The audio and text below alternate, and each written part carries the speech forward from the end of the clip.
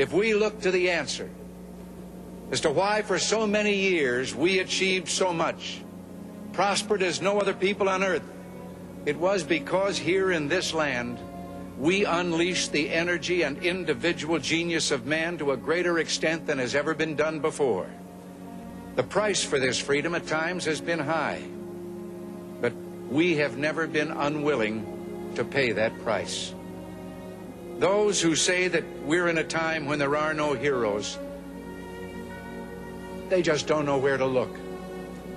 The sloping hills of Arlington National Cemetery, with its row upon row of simple white markers bearing crosses, they add up to only a tiny fraction of the price that has been paid for our freedom. Each one of those markers is a monument. You, the citizens, on you depend the fortunes of America.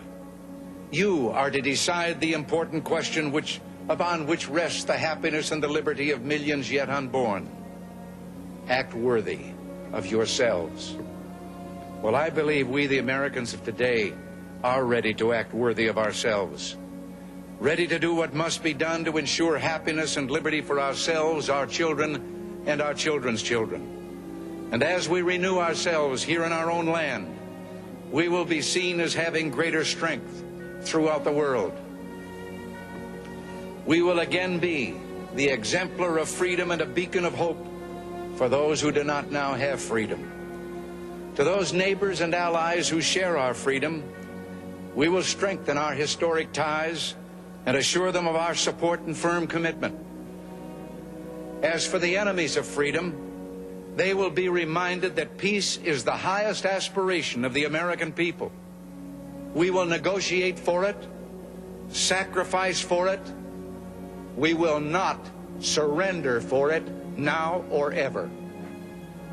Above all, we must realize that no arsenal or no weapon in the arsenals of the world is so formidable as the will and moral courage of free men and women.